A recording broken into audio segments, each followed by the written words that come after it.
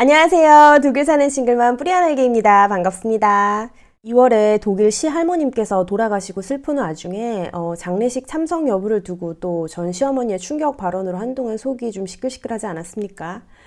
그러면서 어영부영 2월이 지나고 있는 사이에 어느 날 낯선 번호로 전화 한 통이 걸려옵니다. 받아보니까 웬 중년 남자 목소리인데 어디라고 말하는 걸 들어보니까 제가 4개월쯤 전에 이력서를 보냈던 어떤 이민자 관련 계열 단체인 거예요.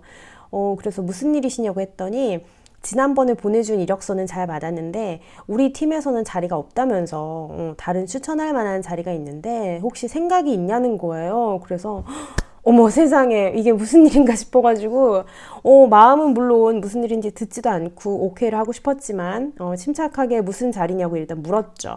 그랬더니 정식 자리는 아니고 시에서 일시적으로 하는 어떤 프로젝트인데 칠그룹페, 그러니까 대상이 노인분들이라는 거예요. 주 30시간 근무라는 것까지 이제 대략적인 몇 마디만 듣고서 자세한 내용은 이메일로 보내준다고 하길래 알았다고 했죠. 그리고 나서 나중에 이메일을 받아보니까 채용 요강을 보내줬더라고요. 근무 기간은 올 연말까지고 이민 와서 독일 땅에 뿌리를 내린 외국인 노인분들이 이제 노년에 적적하지 않게 각종 행사를 기획하고 또 참여할 만한 그런 프로그램들을 만드는 일인 거예요. 그러면서 주로 육체적이나 정신적인 건강과 요양 같은 부분에 이렇게 포커스를 맞춰서 상담도 해드리고 또 그런 분들의 요구를 반영해서 이렇게 재미있어 할 만한 그런 프로그램도 짜고 또 다른 도시들이랑 연합해서 뭐 워크숍도 하고 그 밖에도 어린이, 가족, 난민이나 다문화 같이 하여간 이런 계열 쪽에서 서로 합동을 해가지고 뭔가를 하는 근데 이 채용 공고를 읽는 순간 이거 내일인데? 싶은 거예요. 특히 이제 거기에 자기들이 원하는 인재상이랑 요구하는 능력을 적어놨을 거 아니에요.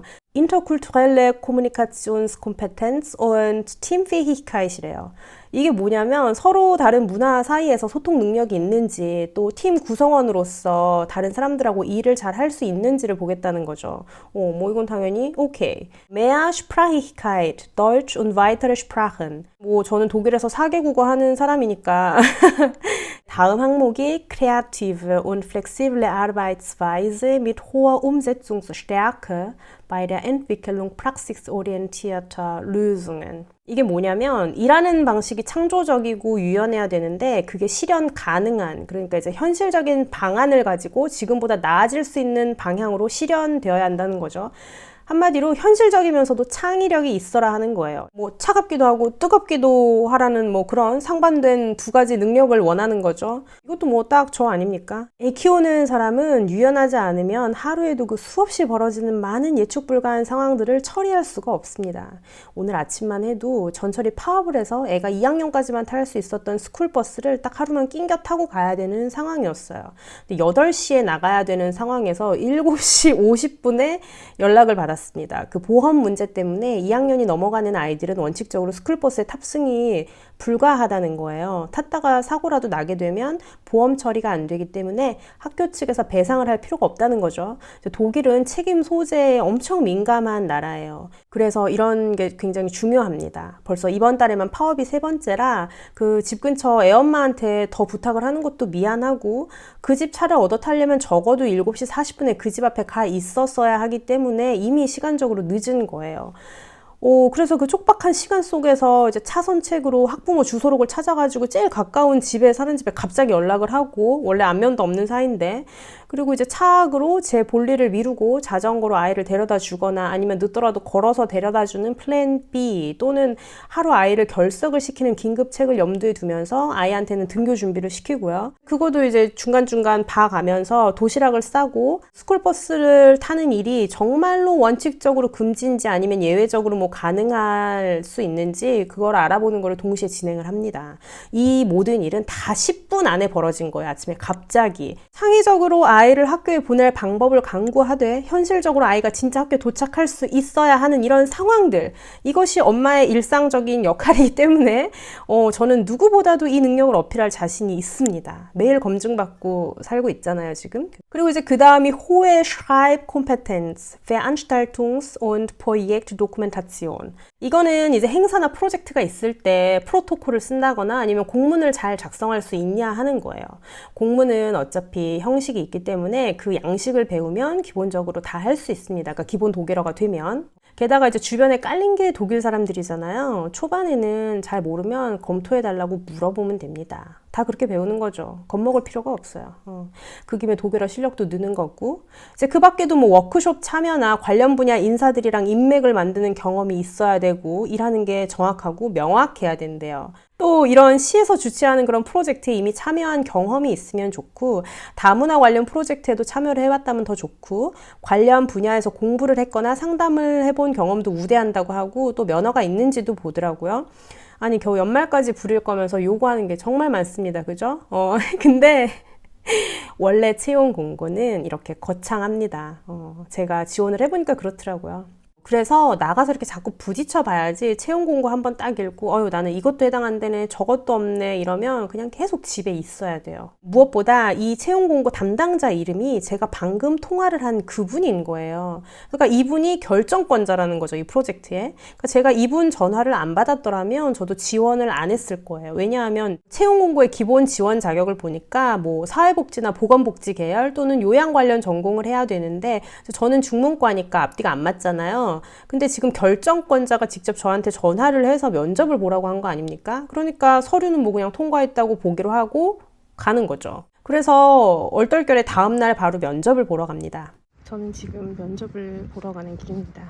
너무 갑자기 면접을 보게 돼서 당황스럽기는 해요. 지금 제일 큰 문제가 제가 면접을 볼 줄 모르고 어제 그제 마늘이랑 파를 많이 먹었거든요. 아니, 한동안 안 먹었는데 삼겹살도 1kg에 너무 저렴하게 안개보트가 나왔길래 그 한 팩 사다가 맛있게 그 백종원의 그 불맛 제육 레시피 있잖아요.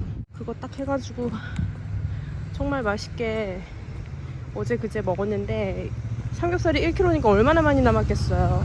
아직도 해먹을 게 많아서 기쁜 마음으로 그러고 있었는데 세상에 면접을 보러 오라네요. 그래서 지금 보러 가는데 그래서 모르겠어요. 독일은 이제 마스크 안 써도 되거든요. 마스크를 쓸까 지금 입냄새 때문에. 양치도 열심히 하고. 껌을 안 샀다. 아이고. 면접 보러 가는 길에 지금 우체국에 잠깐 들렸거든요. 거기서 껌을 하나 사서 씹는다는 게 깜빡 잊어버렸네요. 모르겠어요. 제가 느끼기엔 입냄새가 별로 안 나는데 안 나는 것 같은데 또 모르죠. 응? 뭐 근데 코앞에서 면접 볼 거 아니잖아요. 그죠? 뭐 이렇게 한 1, 2m 떨어져서 볼 텐데 날까? 냄새가 거기까지?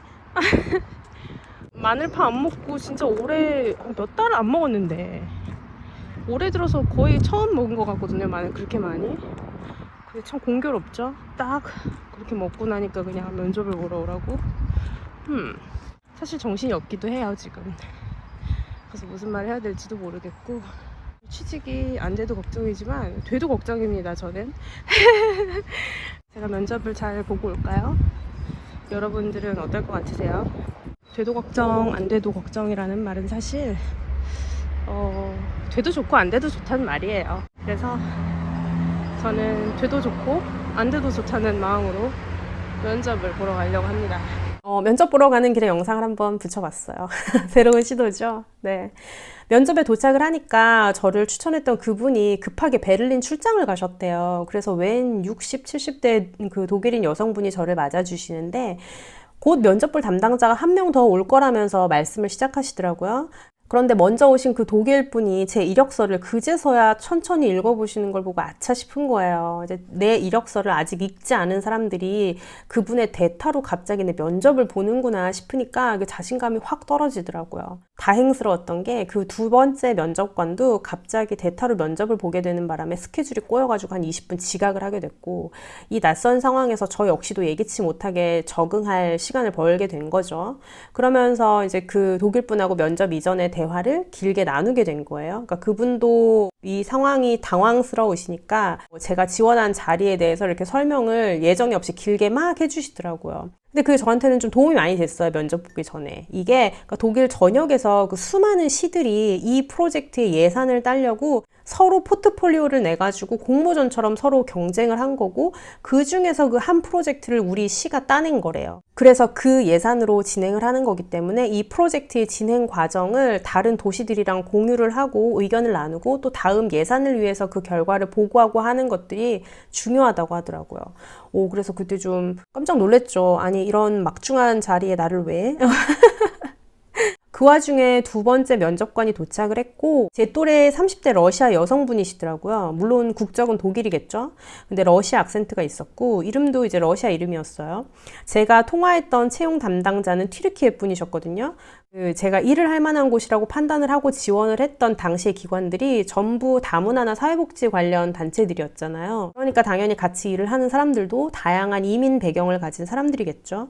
독일은 이미 이민자들의 역사가 긴 나라예요. 한국에서도 60, 70년대에 파독 광부나 파독 간호사들이 많이 넘어갔듯이 러시아나 튀르키예, 동유럽 같은 쪽 이민자들은 이미 독일 땅에 자리를 잡은 역사가 길어서 3세대를 넘어서 이제 막 4세대까지도 가고 그러거든요. 사회복지 대상 안에도 성소수자, 이민자, 아동 여성, 범죄 피해자, 난민, 장애인, 노인, 중독자, 노숙자, 실직자 등 엄청나게 다양한 집단들이 존재를 하고 또 그들을 돕는 기관들 역시도 다양한데, 제가 소개를 받은 이 자리는 그런 이민자 및 다문화 가정 안에서도 특히 노인분들을 대상으로 하는 곳이라는 거를 이제 파악을 하게 된 거죠.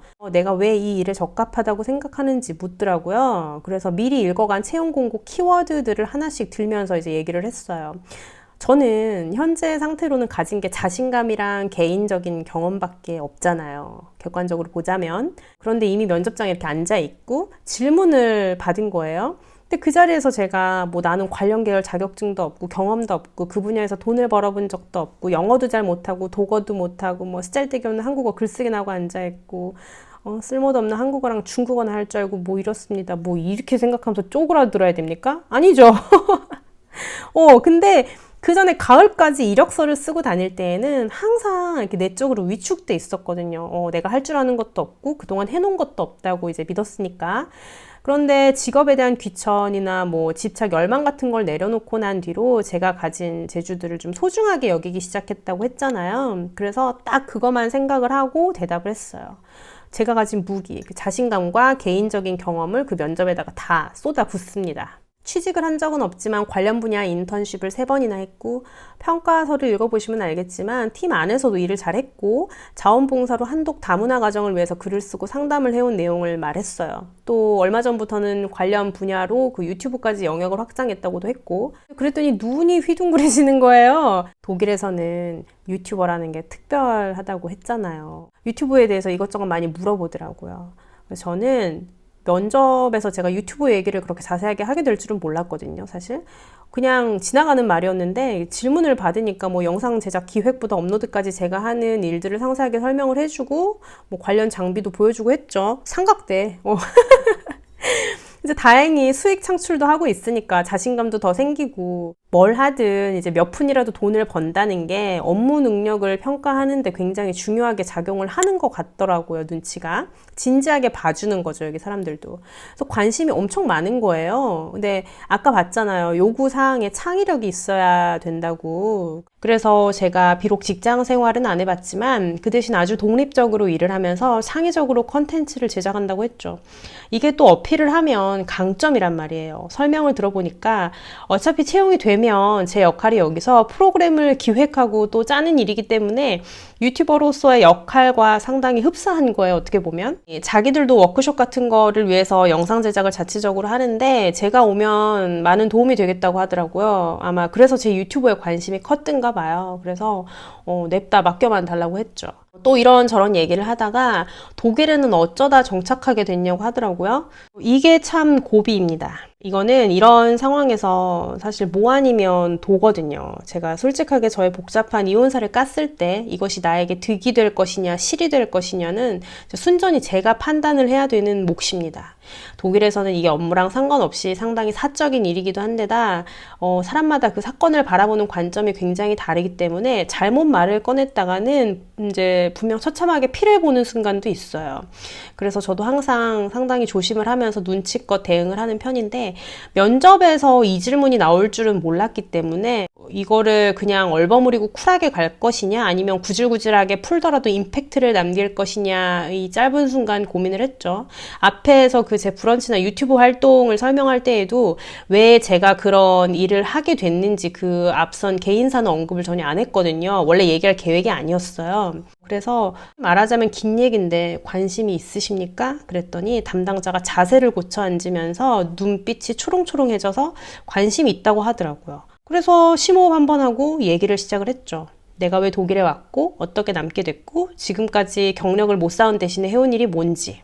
제가 노느라 백수로 지낸 게 아니잖아요. 저번에도 말씀을 드렸지만 우리 모두는 숨만 쉬고 침대에 누워있던 게 아닌 이상 나이를 먹은 만큼 각자 쌓아온 업적이 다들 있어요. 아니 침대에 누워서 그 숨만 쉰 사람이 있다고 하더라도 아마 그 사람에게는 그거 자체가 업적이었을걸요? 안 죽고 살아낸 업적 같은 거? 뭐 그렇게 산 이유가 있었을 거 아니에요, 그쵸? 그렇기 때문에 그게 뭐 무슨 일론 머스크 같이 전기차를 만들고 뭐 화성에 가고 스티브 잡스 같이 스마트폰으로 세상을 뒤집어야만 업적인 건 아니라는 거죠. 집에서 애 코 닦아주고 사랑한다고 안아주고 남편 뒤치다꺼리 해주고 뭐 가정에 굴러가게 집안일을 하고 이런 것도 다 업적이에요. 애가 뭐 혼자 큽니까? 남편이 지 손으로 밥 차려 먹고 살림하고 애 유치원 데려다주고 출근합니까? 그거 아니잖아요. 여러분 그거 하느라 직장 못 다닌 거예요. 그렇기 때문에 내가 그동안 해온 일들을 소중하게 여기고 나부터 먼저 그거를 업적으로 대우를 해줘야 돼요. 그래야 남들도 이제 그렇게 봐주기 시작을 한단 말이죠. 적어도 여기 독일 사회에서는 그래요. 한국은 어떤지 모르겠어요. 그래서 제가 그런 과정을 담담하게 하지만 제 삶에 대한 애정과 이 저만의 철학을 담아서 얘기를 차분하게 했더니 대화 말미에 그러더라고요. 우리 엄마도 싱글맘으로 우리를 키웠대요. 러시아에서 독일 넘어와서 정말 힘들었는데 잘 키워주셨다면서 당신이 어떻게 살아왔는지 잘 알겠다고 하더라고요. 여기서 이제 득실을 알 수 있는 거죠. 이 면접관은 그때까지 인상이 상당히 프로페셔널하고 좀 비판적인 자세로 질문들이 굉장히 날카로웠고 또 업무 중심적이었기 때문에 제 얘기를 듣고 그런 사적인 자기 얘기를 했을 때 좀 놀랬어요. 어쨌든 마이너스는 아니겠다 싶더라고요. 면접을 마치고 나서 마지막으로 나는 이 일이 정말 나에게 적합하다고 생각을 한다. 잘해낼 자신도 있다. 그런데 이 일이 안 되더라도 오늘 너무 즐거운 대화였고 나에게 이런 면접의 기회 자체를 주셔서 너무나 감사하다고 진짜 솔직하게 말을 했거든요. 그랬더니 이분도 저한테 그러는 거예요. 이제 같은 엄마로서 그리고 같은 이민자로서 그 살아오신 삶에 굉장한 존경을 표한다고 오늘 대화로 굉장히 많은 거를 느꼈다고 하더라고요. 지금까지 나한테 이렇게 질문을 하면서 날카롭게 지적하고 또 토론하고 하던 사람의 그 눈빛과 표정에서 나를 정말로 존경하는 얼굴이 보이는데 진심이 느껴지니까 저도 이렇게 마음이 찡한 거예요. 끝나고 보니까 시간이 세상에 1시간 반이 지나 있는 거예요. 업무에 대한 설명도 물론 엄청 자세하게 들었지만 질문도 많이 오고 갔고 게다가 여기 독일은 면접 보러 왔다고 해서 뭐 내가 비굴하게 그 사람 입안에 사탕같이 굴 필요도 없고 그 사람도 내 면접을 본다고 해서 뭐 나를 압박하거나 이렇게 고압적인 태도를 취한다거나 하는 그런 분위기가 아니에요. 물론 뭐 분야마다 다르겠지만 그런 동양 문화권식의 자기를 낮추는 태도는 여기서는 겸손보다는 자존감이 낮거나 무능하게 해석될 확률이 높고요. 동양에서는 좀 건방져 보일 수 있을 정도의 자신감 넘치고 여유 있고 그런 태도가 여기서는 능력 있고 당당하고 또 매력적으로 비춰지기 때문에 그래서 면접을 진짜 즐기셔도 되거든요. 면접뿐만이 아니라 뭐 학부형으로 학교를 가도 손님으로 식당에 가도 환자로 병원에 가도 심지어 이성을 만나서 데이트를 할 때도 그래요. 그래서 면접을 보실 때에는 나와 일할 생각이 있는 그런 좋은 사람이랑 나의 능력이나 가능성에 대해서 자유롭게 대화를 한다고 생각을 하셔도 됩니다. 그래서 저는 이 면접이 정말 즐거웠고 그 1시간 반이 후딱 지나간 느낌이었어요. 남은 이야기는 또 9탄으로 넘어가도록 하겠습니다.